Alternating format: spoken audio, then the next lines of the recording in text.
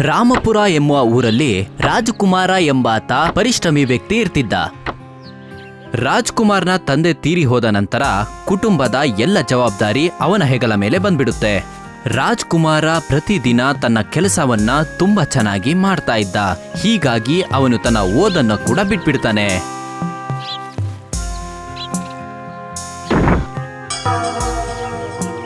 ಮಗನೇ, ನೀನು ಓದೋದನ್ನ ಯಾಕೆ ಬಿಟ್ಬಿಟ್ಟೆ? ಅಯ್ಯ ಅಮ್ಮ, ನಾನು ಓದೋದನ್ನ ನಿಲ್ಲಿಸಿದ್ರೆ ಏನಾಯ್ತು? ನನ್ ಪುಟ್ಟ ತಂಗಿ ಅಂತೂ ಚೆನ್ನಾಗಿ ಓದ್ತಾ ಇದ್ದಾಳಲ್ವಾ? ಮನೇಲಿ ಒಬ್ರಾದ್ರೂ ಓದ್ದವ್ರು ಬೇಕಲ್ವಾ? ನಾನು ನನ್ ಕೆಲ್ಸ ಮಾಡ್ತೀನಿ. ನೀನು ಓದ್ಲೇಬೇಕು. ಮನೆ ವಿಷಯಗಳನ್ನ ನೀನ್ ನನಗ್ ಬಿಟ್ಬಿಡು. ನೋಡಮ್ಮ, ನಿನಗೆ ವಯಸ್ಸಾಗಿದೆ, ನಿನಗೆ ಇಂಥ ಕೆಲ್ಸನೆಲ್ಲ ಮಾಡಕ್ಕಾಗಲ್ಲ. ಅದಕ್ಕೆ ನಾನ್ ಅಂದ್ಕೊಂಡಿದೀನಿ, ಇನ್ಮೇಲೆ ಮನೆಯ ಎಲ್ಲ ಕೆಲ್ಸವನ್ನ ನಾನೇ ಮಾಡ್ತೀನಿ ಅಂತ. ನೀನ್ ಯಾವ್ದೇ ಕೆಲ್ಸ ಮಾಡೋದ್ ಬೇಡ. ಏನ್ ಹೇಳ್ತಿದೀಯ ಮಗನೇ? ಅಮ್ಮ, ನಾನ್ ಸರಿಯಾಗಿ ಹೇಳ್ತಾ ಇದ್ದೀನಿ.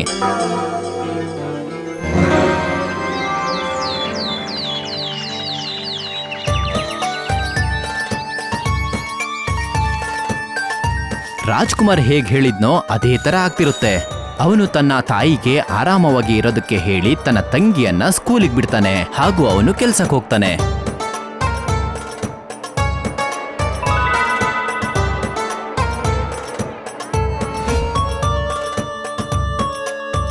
ನಾನು ಮನೆಯನ್ನ ನೋಡ್ಕೊಂಡ್ಲೇಬೇಕು. ಹೇಗಾದ್ರೂ ಮಾಡಿ ನನ್ನ ತಾಯಿಗೆ ಖುಷಿ ತರಲೇಬೇಕು. ಕೇವಲ ಓದೋದ್ರಿಂದ ಏನೂ ಆಗಲ್ಲ.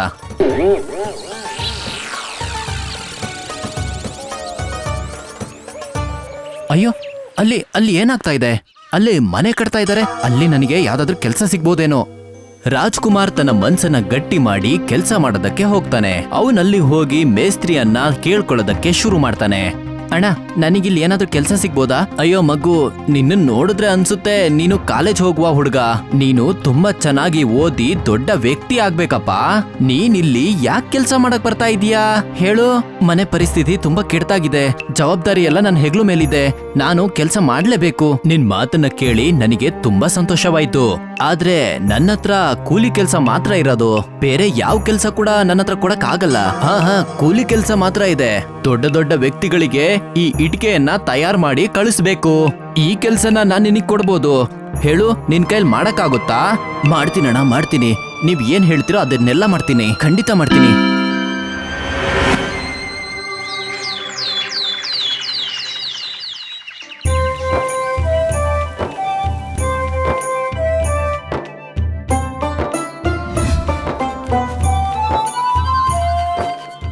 ಹಾಗೂ ಈ ಪ್ರಕಾರದಿಂದ ಶುರು ಆಗುತ್ತೆ ರಾಜ್ಕುಮಾರನ ಜೀವನ. ಅವನು ತನ್ನ ತನು ಮನದಿಂದ ಕಷ್ಟಪಟ್ಟು ತನ್ನ ಕುಟುಂಬವನ್ನ ಸಾಕೋದಕ್ಕೆ ಶುರು ಮಾಡ್ತಾನೆ. ರಾಜ್ಕುಮಾರ ಪ್ರತಿದಿನನೂ ಕಷ್ಟ ಪಡ್ತಾ ಇರ್ತಾನೆ. ಒಂದಿನ ಅವನ ಮೇಸ್ತ್ರಿ ಅವನನ್ನ ನೋಡಿ ಹೇಳ್ತಾರೆ, ರಾಜ್ಕುಮಾರ್, ನೀನ್ ಮಾಡೋ ಕೆಲ್ಸದಿಂದ ನನಗೆ ತುಂಬಾ ಖುಷಿ ಆಗ್ತಿದೆ. ನೀನು ತುಂಬಾ ಬೇಗ ಕೆಲ್ಸ ಕಲ್ತಿದ್ಯಾ. ಇದೆಲ್ಲ ನಿಮ್ದೇ ಆಶೀರ್ವಾದ ಅಣ್ಣ.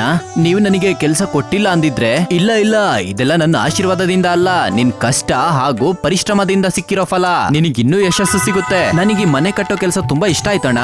ಯಾವ ತರ ಇಟಿಗೆ ಹಾಗೂ ಸಿಮೆಂಟ್ ಇಂದ ಮನೆಯನ್ನ ಕಟ್ತಾರೆ ಅಂತ ನನಗೆ ಇವತ್ತು ಅರ್ಥ ಆಗಿದೆ ಅಣ್ಣ. ಅಣ್ಣ, ಇದಕ್ಕೆ ನನ್ನ ಹತ್ರ ಒಂದು ಒಳ್ಳೆ ಉಪಾಯ ಇದೆ. ರಾಜ್ಕುಮಾರ್ ಎಲ್ಲ ಕೆಲಸವನ್ನ ಆದಷ್ಟು ಬೇಗ ಕಲಿತಾನೆ. ಹೇಗೆ ಇಟಿಕೆ ಮೇಲೆ ಸಿಮೆಂಟ್ ಹಾಕಿ ಅದ್ರ ಮೇಲೆ ಇಟಿಕೆ ಇಟ್ಟು ಮನೆಯನ್ನ ಕಟ್ತಾರೆ ಅನ್ನೋದನ್ನ ಅವನ್ ಕಲಿತಾನೆ.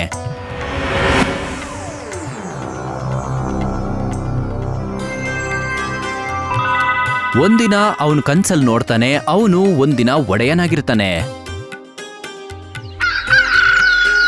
ಅವನಿಗೆ ಬಿದ್ದಿರುವ ಕನ್ಸಿನ ಬಗ್ಗೆ ಅವನು ತನ್ನ ತಾಯಿಗೆ ಹೇಳ್ತಾನೆ. ಅಮ್ಮ, ನನಗಿಷ್ಟ ಇದೆ, ನಾನು ಮೇಸ್ತ್ರಿ ಆಗ್ಬಿಡ್ತೀನಿ. ಕನ್ಸ್ಟ್ರಕ್ಷನ್ ವ್ಯವಹಾರವನ್ನ ಶುರು ಮಾಡ್ತೀನಿ. ಅದ್ರ ಹೆಸರು ರಾಜ್ಕುಮಾರ್ ಕನ್ಸ್ಟ್ರಕ್ಷನ್. ಕಷ್ಟಪಟ್ಟಾಗ ಎಲ್ಲ ಸಾಧ್ಯ ಆಗತ್ತಪ್ಪ. ಇದು ನನ್ ಕನ್ಸಮ್ಮ. ಈ ಕನ್ಸನ್ನ ನಾನು ನನ್ಸ್ ಮಾಡೇ ಮಾಡ್ತೀನಿ. ಎಷ್ಟೇ ಕಷ್ಟ ಆದ್ರೂ ಪರವಾಗಿಲ್ಲ. ಮಗನೇ, ಈಗಂತೂ ನಮ್ ಜೀವನ ಚೆನ್ನಾಗೇ ನಡೀತಾ ಇದೆ. ನಾವೀಗ ನಿನ್ ತಂಗಿ ಮದ್ವೆ ಮಾಡಿಸ್ಬಿಡಣ್ವಾ? ಅಯ್ಯೋ ಅಮ್ಮ, ನೋಡು ಶಿಕ್ಷಾ ಎಷ್ಟು ಬೇಗ ದೊಡ್ಡವಳಾಗಿದ್ದಾಳೆ. ಇದನ್ನ ನಾನು ಯೋಚನೆ ಮಾಡಿರ್ಲಿಲ್ಲ. ಒಳ್ಳೇದಾಯ್ತು ನೀನ್ ನೆನ್ಪ್ ಮಾಡಿದ್ದು.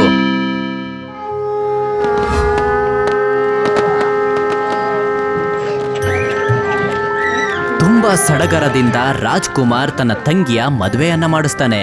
ನೀನು ಜೀವನ ಪೂರ್ತಿ ಇದೇ ತರ ಖುಷಿಯಾಗಿ ಜೀವನವನ್ನ ನಡೆಸು. ನೀವಿಬ್ರು ಯಾವಾಗ್ಲೂ ಸುಖವಾಗಿರಿ. ಇವತ್ತು ರಾಜ್ಕುಮಾರ್ ತುಂಬಾ ಖುಷಿಯಾಗಿದ್ದಾನೆ. ಅವನು ತನ್ನ ಕನ್ಸನ್ನ ನನ್ಸ್ ಮಾಡಿದ್ದಾನೆ ಹಾಗೂ ತನ್ನ ತಂಗಿಗೋಸ್ಕರ ಒಂದು ಒಳ್ಳೆ ಹುಡುಗನನ್ನ ಹುಡುಕಿದ್ದಾನೆ. ಇವಾಗ ಅವನಿಗಿರೋ ಒಂದೇ ಕನ್ಸು ಅದನ್ನ ನನಸ್ ಮಾಡ್ಬೇಕು.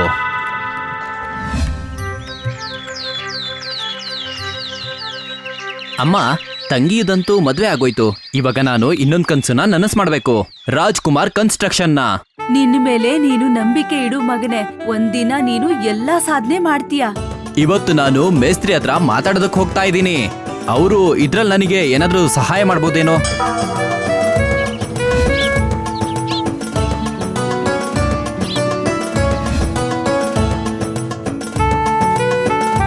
ರಾಜ್ಕುಮಾರ್ ಹಳೆಯ ಮಿಸ್ತ್ರಿಯನ್ನ ಭೇಟಿ ಮಾಡ್ತಾನೆ ಹಾಗೂ ಅವನು ತನ್ನ ಆಸೆಯನ್ನ ಹೇಳ್ತಾನೆ.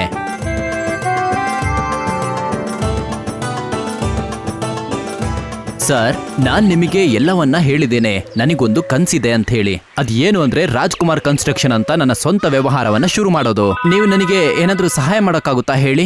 ಸರಿ, ಒಂದು ಒಳ್ಳೆ ಮೇಸ್ತ್ರಿನ ನಿನಗೆ ಕೊಡ್ತೀನಿ ನಾನು. ನಾನ್ ನಿನಗೆ ಎಂತ ಮೇಸ್ತ್ರಿ ಕೊಡ್ತೀನಂದ್ರೆ ಅವನೇ ನಿನಗೆ ಎಲ್ಲ ಕೆಲಸವನ್ನ ಆರಾಮವಾಗಿ ಮಾಡ್ಕೊಡ್ತಾನೆ. ನಾನ್ ನಿನಗೊಂದು ಅಡ್ರೆಸ್ ಕೊಡ್ತೀನಿ. ನೀನ್ ಅಲ್ಲಿಗೆ ಹೋಗಿ ಕೆಲ್ಸದ ಬಗ್ಗೆ ಮಾತಾಡ್ಕೊಂಡ್ ಬಾ. ಅಲ್ಲೊಂದು ಹೊಸ ಮನೆ ಕಟ್ತಾ ಇದಾರೆ. ಅಲ್ಲಿ ಏನಾದ್ರೂ ಕೆಲ್ಸ ಸಿಕ್ಕಿದ್ರೆ ನೋಡ್ಕೊಂಬಾ. ಒಂದ್ ವೇಳೆ ಆ ಮನೆ ಕಟ್ಟೋ ಕೆಲ್ಸ ಸಿಕ್ಬಿಡ್ತು ಅಂದ್ರೆ ನಿನ್ ಕನ್ಸು ನನಸಾಗ್ಬಿಡುತ್ತೆ.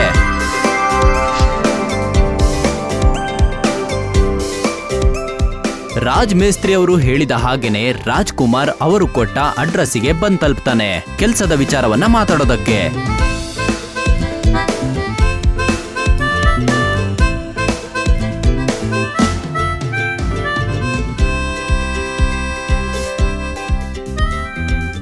ಅವನು ರಾಜ್ಕುಮಾರ್ ಹೇಳಿರುವ ಮಾತನ್ನ ಗಮನವಿಟ್ಟು ಕೇಳ್ತಾನೆ ಹಾಗೂ ಯೋಚನೆ ಮಾಡ್ತಾನೆ.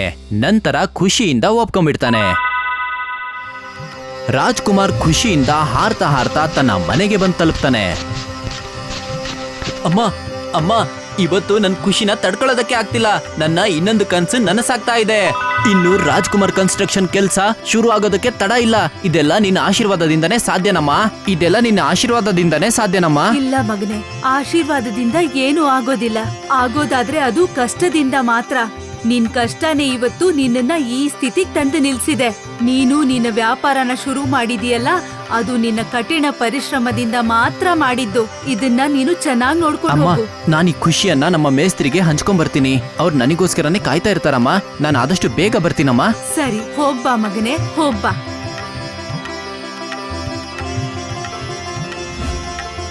ಹೀಗೆ ರಾಜ್ಕುಮಾರ್ ಕನ್ಸ್ಟ್ರಕ್ಷನ್ ನ ಕೆಲ್ಸ ಶುರು ಆಗ್ಬಿಡುತ್ತೆ. ರಾಜ್ಕುಮಾರನ ಗೆಳೆಯರು ಕೂಡ ಅವನಿಗೆ ತುಂಬಾನೇ ಸಹಾಯ ಮಾಡ್ತಾರೆ ಹಾಗೂ ಸ್ವಲ್ಪ ದಿನದಲ್ಲೇ ಆ ವ್ಯಕ್ತಿಗೋಸ್ಕರ ಒಂದು ಸುಂದರವಾದ ಮನೆ ಕೂಡ ಕಟ್ಟಲಾಗುತ್ತೆ. ನಿಮ್ಮ ಮನೆ ನೀವು ಹೇಳಿದ ದಿನಕ್ಕಿಂತನೂ ಮುಂಚೆ ಆಗೋಗಿದೆ. ಇದೆಲ್ಲ ನನ್ನ ಪರಿಶ್ರಮ ಹಾಗೂ ನನ್ನ ಅಣ್ಣ ತಮ್ಮಂದಿರ ಪರಿಶ್ರಮದಿಂದನೇ ಸಾಧ್ಯ. ಇಲ್ಲ ಅಂದ್ರೆ ನಾನು ಒಬ್ಬನ ಕೈಯಿಂದ ಇದೆಲ್ಲ ಆಗ್ತಾನೆ ಇರ್ಲಿಲ್ಲ. ನನಗ್ ತುಂಬಾ ಖುಷಿ ಆಯ್ತು ರಾಜ್ಕುಮಾರ್. ನಾನ್ ನಿನಗೆ ತುಂಬಾ ಆರ್ಡರ್ಗಳನ್ನ ಕೊಡ್ತೀನಿ. ದೇವರು ನಿಮ್ಮನ್ನ ಚೆನ್ನಾಗಿಟ್ಟಿರ್ಲಿ. ರಾಜ್ಕುಮಾರ್ ಕನ್ಸ್ಟ್ರಕ್ಷನ್ ನ ಹೆಸರು ಎಲ್ಲ ಕಡೆನೂ ಪ್ರಸಿದ್ಧತೆಯನ್ನ ಪಡೆಯುತ್ತೆ ಹಾಗೂ ಅವನು ತನ್ನ ಸ್ವಂತ ಆಫೀಸನ್ನ ಕೂಡ ಓಪನ್ ಮಾಡ್ತಾನೆ. ಒಂದಿನ ರಾಜ್ಕುಮಾರ್ ತನ್ನ ತಾಯಿ ಹತ್ರ ಹೇಳ್ತಾನೆ, ಅಮ್ಮ, ನಾನ್ ಎಲ್ಲರಿಗೂ ಮನೆ ಕಟ್ಕೊಡ್ತೀನಿ. ಆದ್ರೆ ನನಗ್ ಮಾತ್ರ ಇನ್ನೂ ಒಂದ್ ಮನೆನೂ ಕಟ್ಟಿಲ್ಲ ಅಲ್ವಾ ಅಮ್ಮ? ಈಗಂತೂ ನೀನು ನಿನ್ನ ಅಪ್ಪನ್ ಮನೇನ ಕೂಡ ಇದೇ ತರ ಅಲಂಕಾರ ಮಾಡಬಹುದು. ಖಂಡಿತ ಅಮ್ಮ, ಖಂಡಿತ. ಆದ್ರೆ ಇವಾಗ ಸದ್ಯಕ್ಕೆ ನನಗೆ ತುಂಬಾ ಮನೆ ಕಟ್ಟುವ ಆರ್ಡರ್ ಇದೆ. ಅದಕ್ಕೆ ನನ್ನ ಸ್ವಂತ ಮನೆ ಕಡೆ ಗಮನ ಕೊಡಕ್ ಆಗ್ತಾ ಇಲ್ಲ. ನಾನು ಆದಷ್ಟು ಬೇಗ ನಮ್ಮ ಮನೆ ಕೆಲ್ಸನ ಶುರು ಮಾಡ್ತೀನಮ್ಮ, ಚಿಂತೆ ಮಾಡ್ಬೇಡಿ. ರಾಜ್ಕುಮಾರನ ಗೆಳೆಯರಿಗೂ ಕೂಡ ತುಂಬಾನೇ ಕೆಲಸ ಸಿಗಕ್ಕೆ ಶುರು ಆಗುತ್ತೆ ಹಾಗೂ ಯಾವ ಮೇಸ್ತ್ರಿ ಅವನಿಗೆ ಕೆಲಸವನ್ನ ನೀಡಿದ್ನೋ ಅವರಿಗೆ ಕೆಲಸ ಸಿಗೋದು ಕಡಿಮೆ ಆಗ್ತಾ ಬರುತ್ತೆ. ಅಯ್ಯೋ ಅಯ್ಯೋ, ಯಾರು ನನ್ನ ಹತ್ರ ಕೆಲಸನೇ ಮಾಡಿಸ್ಕೊಳ್ತಿಲ್ಲ. ಎಲ್ಲರೂ ಆ ರಾಜ್ಕುಮಾರ್ ಹತ್ರನೇ ಹೋಗ್ತಾ ಇದ್ದಾರೆ. ರಾಜ್ಕುಮಾರ್ ತುಂಬಾ ಚೆನ್ನಾಗಿ ಕೆಲಸ ಮಾಡ್ತಾ ಇದ್ದಾನೆ. ಏ ದೇವರೇ, ಇನ್ನು ನನ್ನ ಕತೆ ಏನಪ್ಪಾ? ನಾನ್ ಏನ್ ಮಾಡ್ಲಿ? ಇನ್ಮೇಲೆ ನಾನು ಹೀಗೆ ಮನೇಲಿ ಕೂತಿದ್ರೆ ನನ್ನ ಕೆಲ್ಸದವರಿಗೆ ಸಂಬಳನ ಹೇಗ್ ಕೊಡೋದು ನಾನು? ಒಂದ್ಸಲ ನಾನು ರಾಜ್ಕುಮಾರ್ ಹತ್ರ ಹೋಗಿ ಮಾತಾಡಿ ಬರ್ತೀನಿ.